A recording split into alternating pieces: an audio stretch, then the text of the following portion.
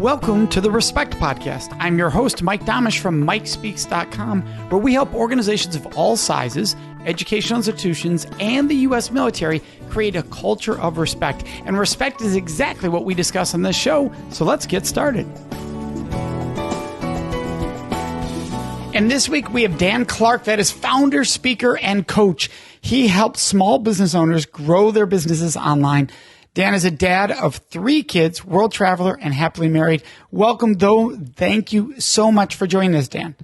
I appreciate being asked to jump onto the podcast. So I've heard some great things and looking forward to speaking to you. Well, thank you. I appreciate that. And here we talk a lot about respect. How does respect play a role when it comes to loyalty to someone's clients in business and to their staff? Because that's too, we hear out there the customer is always number one.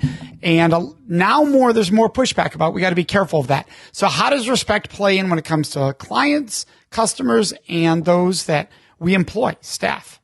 I love that question. I love that you spoke about loyalty as well. So my 2 biggest personal values are loyalty and respect. They're super high for me. And I think what I love about them, because a lot of people tend to say integrity is more important than loyalty.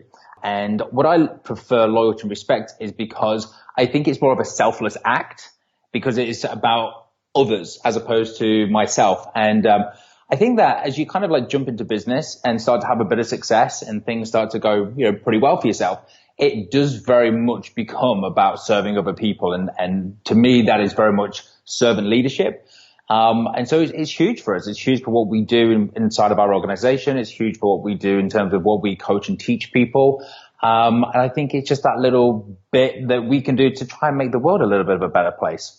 And when you say it's a difference of, being self-focused, is that integrity is, do I have integrity? Loyalty is about to others. So you're saying that when it comes to integrity, people tend to think, do I have integrity to? It's just, do I have integrity? Versus loyalty, I have loyalty to that, that person, that organization, that entity. I think so. Yeah. And so then with that, how does respect and loyalty, how do they go hand in hand?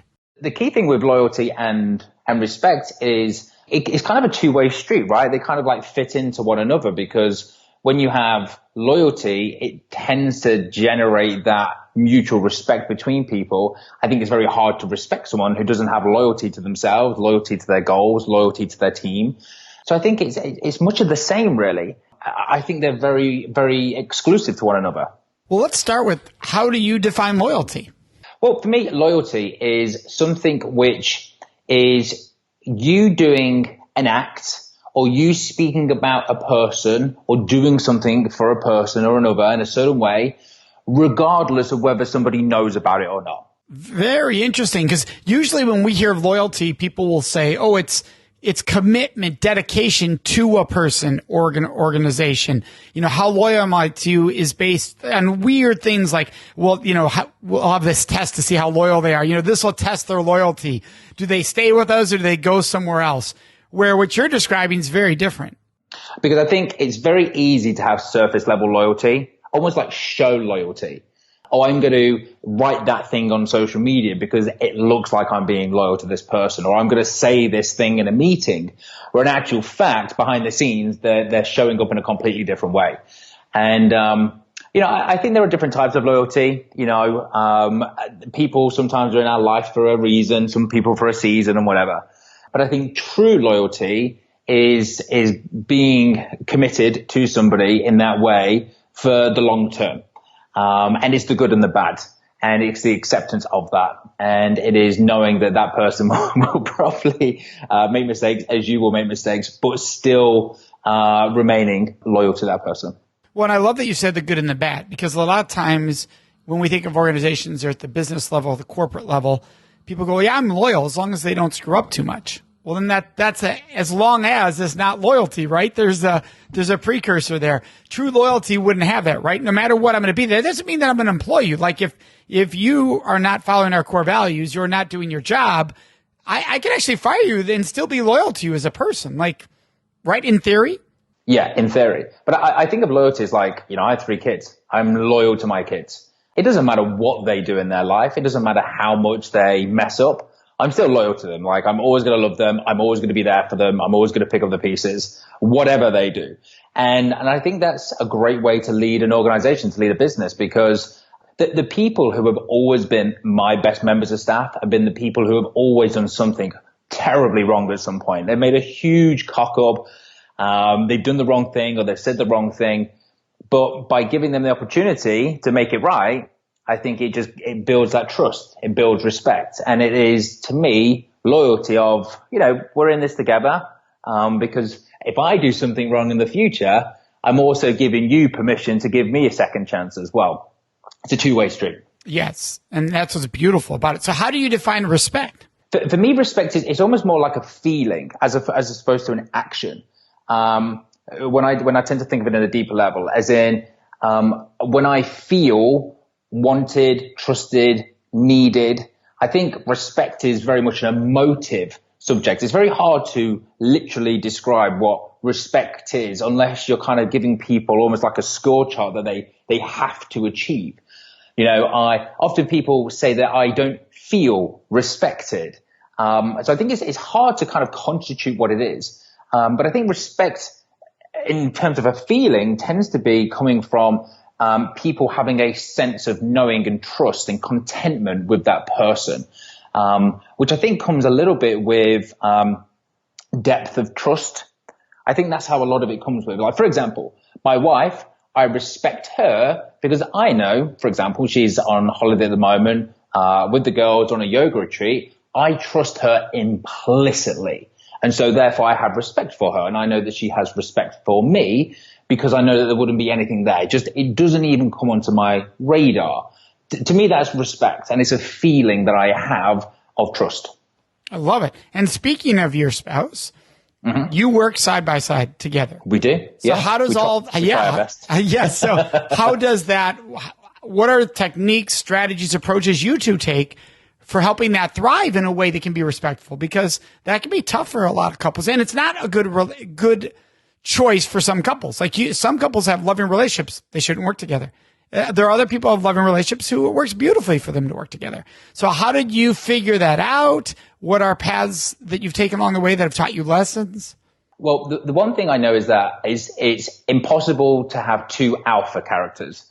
Somebody has to be alpha, someone has to be beta. You can't have two people competing for almost like the top role, which is kind of weird when you're in a marriage and you're equal and you both bring your skills to the table. But still, I think in business, especially when you're working as a couple, one person has to take a leader role. I think the key with it is communication between us because, for example, at the moment, I'm leading a lot more than my wife, but I don't want to always be leading. There'll be her chance, and there's been times in the past where she has taken a more dominant role in the business because it would be serving her strengths better than mine. So I think that's the key. Is to kind of drop the ego. It's really easy to have an ego in a relationship and bring that into business of I think I'm better, no, I think I'm better. And it just leads to, a battle and competition, but not in a good way. But I think it's giving somebody that opportunity to say, hey, you step forward. I'm backing you. I think you're the person to lead this. And, it's that little bit of a nod of respect, to say you're the person. I'm now going to do my job in the best way possible by being supportive to you, as opposed to being in that secondary position and thinking, hey, you're a bit of a dick. I wish I was doing this, where it's not all in on that. And that for us has worked really, really well for us, where one's led, but the other has been very supportive in that more secondary role. Well, and I get what you're saying. I can hear people listening thinking, what do you mean they both can't be equals in that role? But there does come a point where if you disagree, somebody has to have the final say. And if there's only two people, somebody's got to be one of those two people. And if you don't have that established when it comes to this, the final say is person A, but when it comes to this, the final say is person B. If you don't have that established, it can cause a lot of rift. Yeah, it comes down to those agreed commitments. And you need to agree those beforehand so it then reduces any friction of, well, whose opinion is more important. If you've agreed beforehand when emotion is involved that you're going to be the person that leads this project, well, then it rests with that person who makes the decision. And whether it's right or wrong, it doesn't matter. That person's leading. If they choose to ask for help, well, then that's cool, right? because there's nothing worse than somebody offers you advice when you don't want it. And that's the key really, is when it's in a non-emotional state, very much a logical business conversation, then yeah, it allows for that future conversation to be less stressful, shall we say. Yes. And you travel a lot with your kids. Now, are you running your business while you're doing that? Or are those separate? So you are. Okay. So how does that work? Because I think that's a unique discussion a lot of our listeners haven't had before, which is traveling, working, and you have 3 kids. So how does that work for you? So our business is fully online. I mean, literally it's a mobile phone and a laptop business. We have a team that work for us. We have employed staff, but they're all remote workers. So we don't have a central office base as such. In terms of how you make it work when you're traveling and you're homeschooling and you're kind of doing all the things, it just comes down to probably 3 things, which is huge discipline, saying that you're going to do something and making sure that you do the bloody thing. Second, you've got to be super organized, that was the hardest thing for me because I've always been a freedom kind of guy. So I've always kind of pushed back and rebelled against routine, but actually, once you commit to it, you recognize how much more freedom it does give you. And the third thing is you can't just schedule business stuff. You have to schedule family stuff and husband-wife stuff and downtime. It all needs to get put in there. You can't just write a to-do list of, I need to write my sales page, I need to do my email, I need to do this, blah, blah, blah. Just business stuff and think, I'll just kind of fill in the family time around it. It needs to be just as big, if not more so a priority when you're actually planning your work and planning your schedule across the next 7 days, 30 days, however far in advance you need to go to make it work for you. Yeah, people used to ask me, they'd see my schedule and they're like, oh my gosh, you're doing 40 events in like 3 months. How are you doing that with kids? And we'd always say, well, look closely at the schedule. What you're going to see is that Mondays are all off because at that time, my son had high school soccer games and they were Monday, Wednesday. So that would ensure I was at least, if not more than half the games. You have to be dedicated to that. Yeah. People laugh when I tell them that I have to schedule in time to eat lunch with my wife, and I have to schedule in time to just spend with the kids and watch TV. Like, I think it's a kind of weird thing to schedule in. But if I don't, then I can find myself defaulting into work mode because it's often I find work easier than home life because 3 kids, they're 7, 5, and 3. Like, they're a handful. There's often times where I don't want to have to perhaps do the bath and bed routine because I know that it's probably going to be pretty crazy and I'm maybe stressed with work that I need to do something. So if it's scheduled in though, and I'm disciplined and committed to doing it, it takes the pressure off.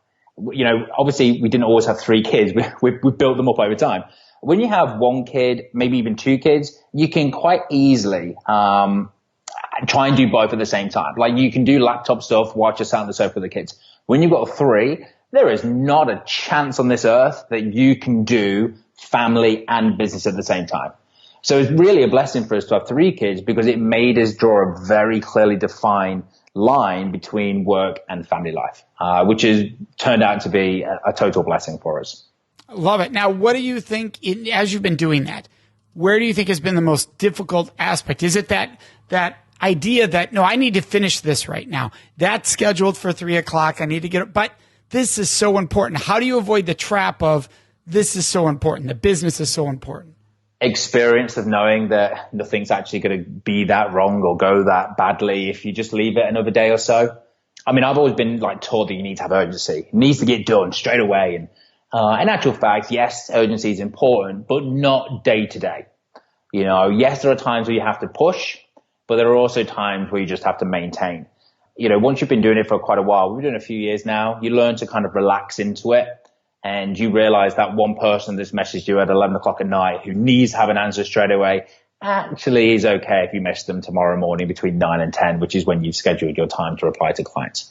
So it comes with experience. Yeah. And this is a really key one that a lot of people struggle with. They think, but I have this fire I have to get to right now. And the fact is, if you weren't in your email right now, you wouldn't have saw the fire. Yeah. Building a team protects you. Yeah. The person who emailed you didn't know you were in front of your computer at that moment checking email. They might even know your computer, but they didn't know your email was up. So if you didn't see it, they wouldn't have known the difference and you would have responded tomorrow.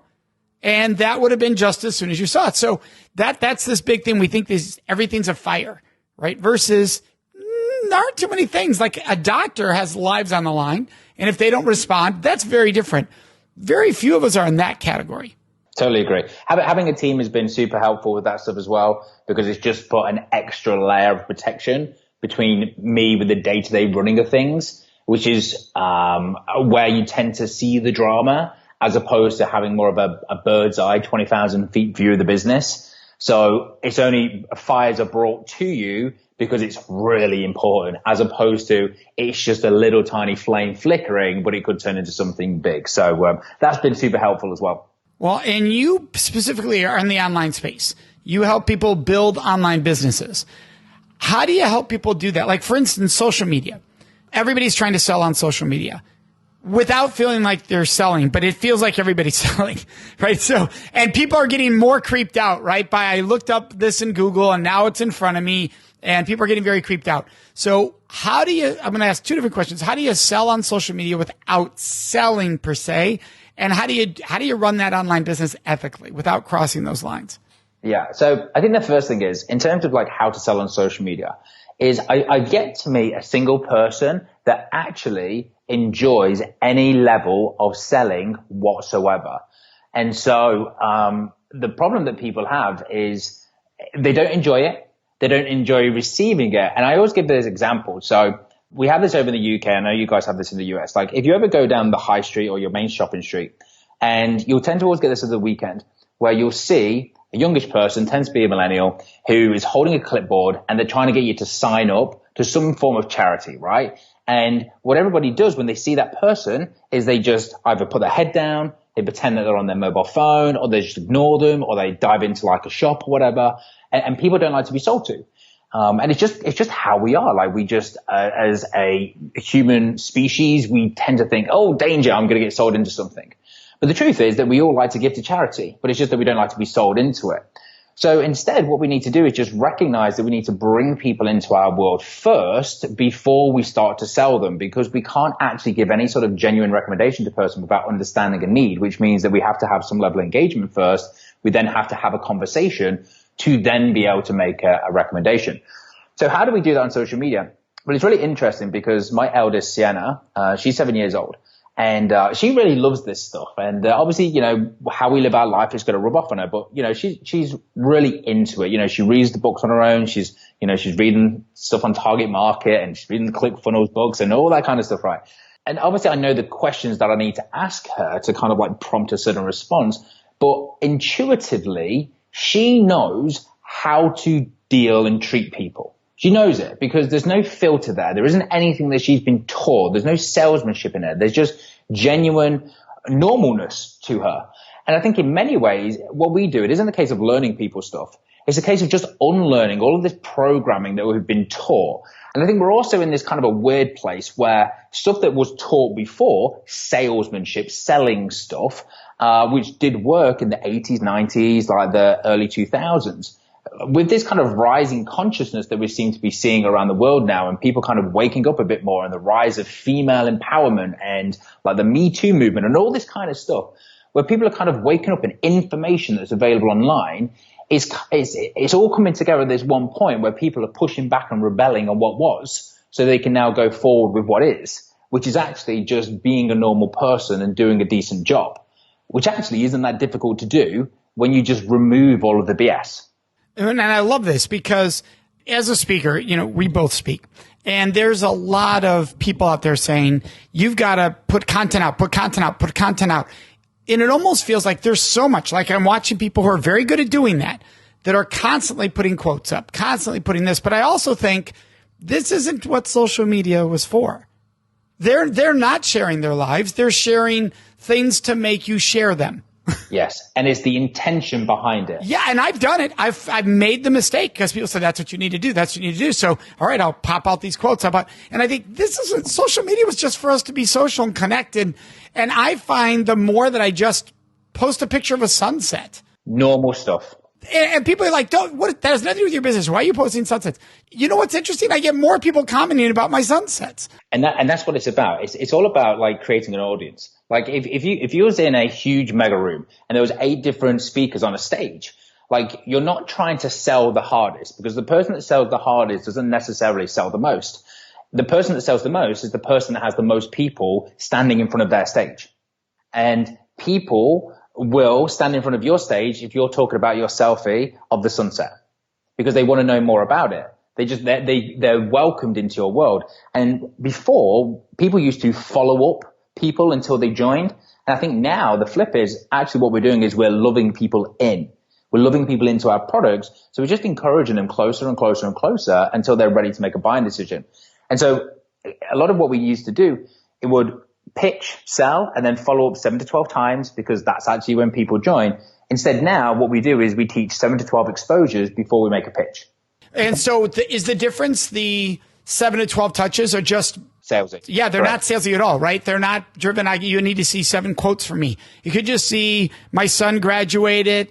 Here's a sunset. Here's a this. And by the way, we have this new thing. There needs to be some business stuff there, right? Because if it's just lifestyle all the time, then no one knows. So we tend to say there's 4 key pillars of content, a blend of lifestyle, value, social proof, and entertainment, which kind of gives you pretty much most things, right? Lifestyle is the stuff we was talking about. Value is something which is going to help your target audience specifically solve a problem to get them closer to where they want to get to. Social proof, you've got to show your own journey because that's very attractive and magnetic, someone who's having success. But also people care more about themselves. You've got to show social proof of clients similar to them. They've had results that you've been able to help with them. And entertainment, I mean, it's social media, right? Just because we're on social media all day, every day as a business owner doesn't mean that our customers are. So, they're on their mobile phone whilst they're sat in the loo, whilst they're grabbing a sandwich in their lunch break. They're 10 minutes before they go to bed whilst they're watching a box set on Netflix. So you've got to think about their user habits and, you can't make people think too much. I think we've gone to a point now where people are just having to think so much. They just, their mind just can't comprehend it. And I think people are too clever. And instead, what we need to do as a business owner is just get someone to come a step closer to us. So rather than asking open questions, in actual fact, a closed question is far better because I can get a micro commitment from someone, so rather than me saying, hey, what do you think is the best way to build a business on social media? If I just said, do you think using Instagram is the best way to build your business? Yes or no? It's easier for someone to answer that. They're going to give me the same answer, but it's easier for them to engage with it, which means that they're committed to taking some level of action with my world. And then I just keep doing that and doing that and doing that until they're ready and comfortable to make that buying decision with me. Yeah, I love the simplicity. It's brilliant. And you have some very powerful personal stories. You nearly died twice in 24 hours. Yeah. Between an earthquake and the tsunami in Bali, followed by an airplane falling. Is that correct?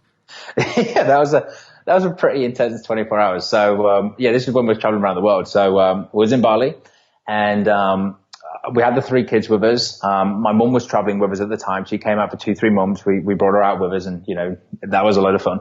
And so for one night only, we said, right, we're going to head over to Lombok because if you've ever seen Bali on Instagram, like the image of the swings in the sea, like it's really famous and everyone wants to go there. Well, that's over at Gili Island. So we thought we're going to go over there. And, we went over there, we did the drive, everything was fine. And as soon as we got into the hotel, the earthquake happened. And it was 7.6 on the Richter scale. It was just 10 kilometers below the surface. So it was super powerful. And, tens of thousands, if not hundreds of thousands of people, sadly, were killed during the earthquake. 250,000, I remember, if I remember correctly. Right. So, it was a pretty crazy experience to go through. And then there was a threat of the tsunami. So we had to run up the hill and, whatever, right, to escape. The tsunami wasn't actually that bad, but the threat of the tsunami is the fear thing, right? So, but we kind of managed that. It was a weird thing because, I mean, my wife she was petrified, but I actually thought it was kind of cool. Like my instinct just kind of took over of it being quite a fun experience, really, kind of being outdoors and escaping from danger. And it's pretty weird. Later on, the next day, obviously we wanted to get off the island, because we wanted to get back home, get back to the kids and everything like that, make sure everyone's safe. And, it was, basically our plane was supposed to leave at 7:30 at night. It was 7:25. We're literally queuing to walk onto the plane. And then they said, oh, by the way, your plane's cancelled. We're like, that's insane. There's no way that we could literally be told your plane's arrived, people are walking to it to board it, and now it's actually never even arrived. So people are thinking something weird's going on. 2-3 minutes later, another plane is announced. Nobody has a ticket for, nobody knows what it is, but it's been announced. And so people are like, what the hell is going on? We're thinking this is obviously our plane or something like that. And what they was doing, because Bali is super corrupt, they had this plane and they was letting all the Balinese people jump onto this plane. a load of people are kind of kicking off and complaining about the situation. And then I noticed there was a Chinese couple with their young kids. They sneaked through security. They ran down the little runway across the tarmac and they jumped onto this plane. So I was thinking, whoa, this is insane. And so I said to my wife, whilst the security guys are like holding back people who are shouting and getting angry because it's pretty obvious what's happening at this moment. It's a real corrupt situation. I just kind of give her a nudge and say, right, we're going for it. So we ran through and we sneaked onto this plane. And we're expecting this plane to be full. You know, it's about a 100-seater plane. There's like 10 people on it. So it's a real dodgy situation. And we're kind of sat there on the plane. We're praying, thinking, oh, my God, like, just don't get arrested. Don't be stuck in some sort of Bali prison or whatever's going to go wrong with this. Anyway, the plane takes off. And it was 30 seconds, 45 seconds in. And the plane just goes, makes all the crunching noises. And it just drops out of the sky. And, you know, I've been in bad turbulence before, but I've never experienced a plane where literally I've been lifted out of my seat because it's dropped so quickly. But it was okay. It didn't dive or crash, and it kind of kept going. And, yeah, it did that then for the next 20 minutes all the way home. And all that's coming into our head is, if you've ever seen, what's the film? Final Destination, you know, where death kind of follows you around, like trying to get you. Right. And we're thinking, oh shit, like this is our time. So we was panicking because nobody knew it was on that plane. It was an unlisted, unnamed plane. So we get all the worst things in the world that could have happened. Now I'm going to take you all the way back because that's while you were successful building the business. But Speaking of death and life, you had an experience that springboarded you into success that most people wouldn't think of, which is an attempted suicide. And how that springboarded you is what you've said to success. What do you mean by that? As far as how did that do that? So basically, I'd had what I would say in quotations, a successful life. Like I'd always done pretty well. Like I'd earned six figures, had a nice house, you know, had all the things that you should do, nice car, whatever, right? But I'd always struggled with, and I'd always struggled with my entire adult life with happiness. And I, for many years, tried to achieve happiness. You know, I'd done all the things, and there's always this kind of feeling inside of me of, I just don't really know what it is. And I would see other people, they say they're happy, and I'd be thinking, well, I don't really feel happy in this situation, but everyone else is. So I always felt like a bit of an outsider, a bit, you know, on my own, and I couldn't quite figure out my own thoughts. I thought I was probably a bit weird with all this stuff. And then there was just a period where, you know, we just went through like a real shitty 6 months. The company that I was working for, I was self-employed, but I was working for a company. They basically got shut down. It cost me like tens of thousands of pounds of lost money. We were literally just about to buy an incredible, beautiful house to actually, we really don't have enough money to even afford our bills this month. Like it was a real drastic shock.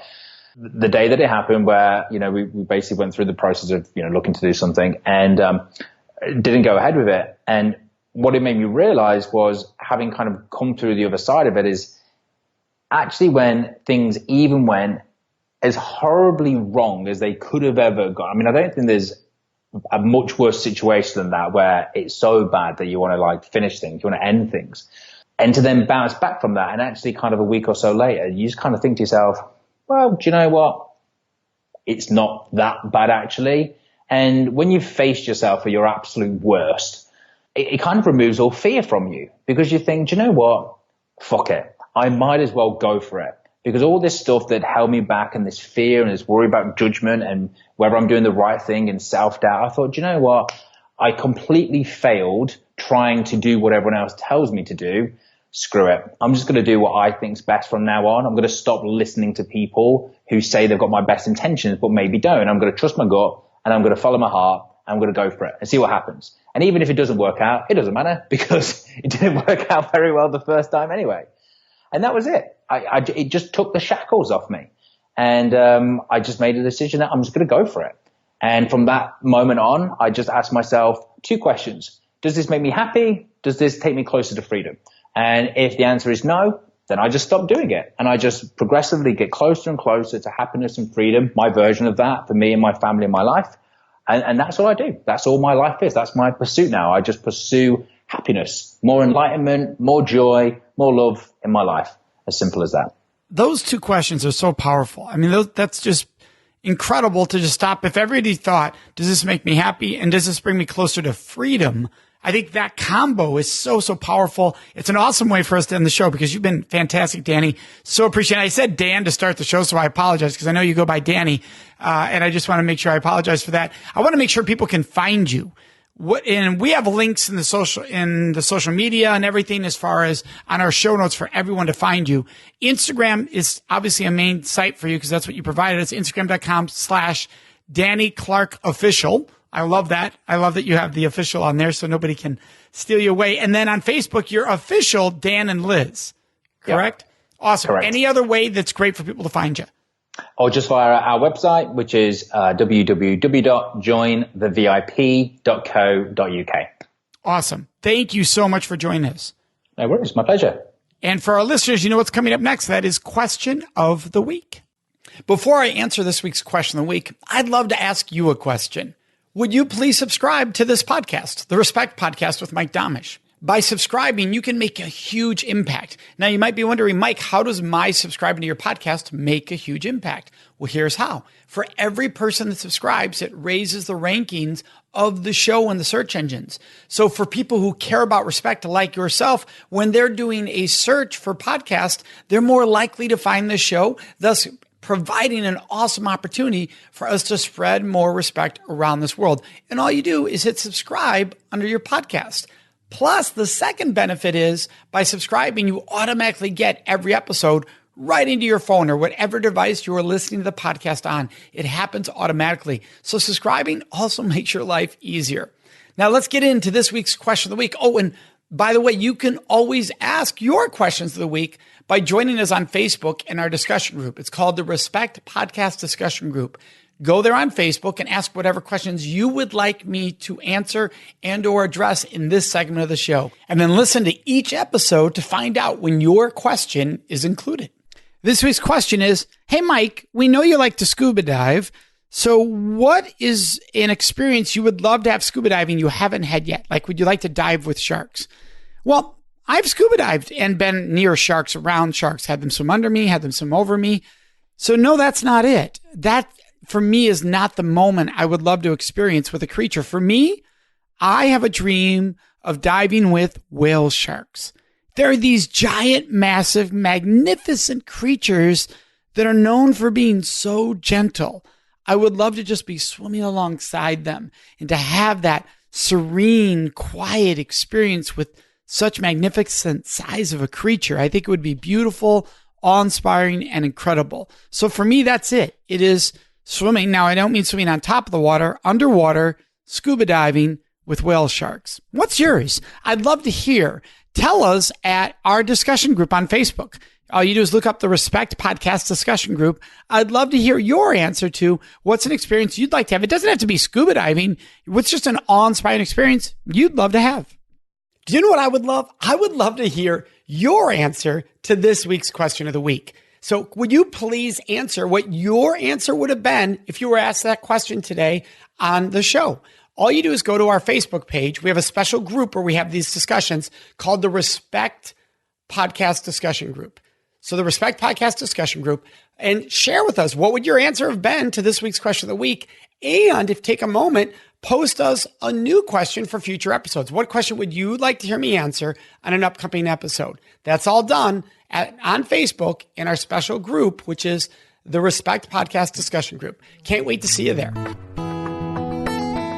Thank you for joining us in this episode of the Respect Podcast, exploring work, love, and life. And this episode, like every episode, is brought to you by our organization, the Center for Respect, which you can find at centerforrespect.com. And of course, you can find me, your host, Mike Domitrz, at mikespeaks.com. Thank you so much for joining us.